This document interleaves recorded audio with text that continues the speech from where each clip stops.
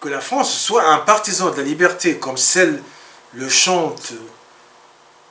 chante, elle et ses bénéficiaires, et affidée de manière algorithmique, est la mystification la plus malséante qui ait été enregistrée. Pour preuve, la lecture la plus évasive d'un seul paragraphe de mes mémoires révélera au lecteur l'antithèse explosive du séno discursivé au déclaré affiché. L'antithèse du déclaré affiché. Dès lors, l'algorithmisation du raisonnement est le rêve du cerveau du futur en lutte continue contre les dangers mortels résultant de la lenteur de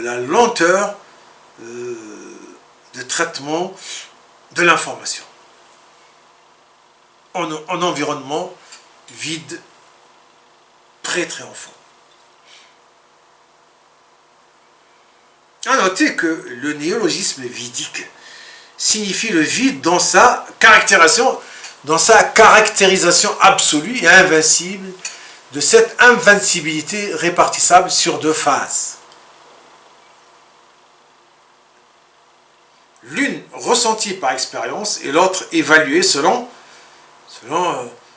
un calcul forcément anticipatif mixte, où la qualité de la performance destructrice repose sur la représentation nourrie de deux donnes. Celle insufflée par le vécu, testée, retestée, mais restant relativement totalisable,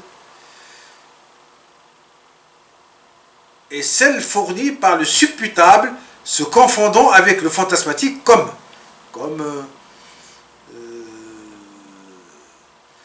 recours fatal du cerveau en posture d'inaptitude à l'appréhension des phénomènes et en somme à la totalisation de la connaissance.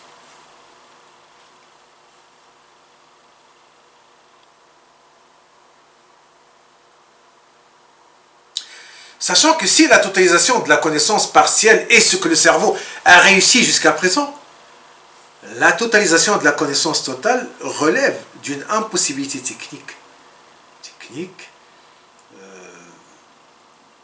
fatale, donc lisible a priori, donc non exploitable pour construire une absoluté réelle à même de dégager ce que le sujet perçoit comme un espoir d'éternité logique personnelle,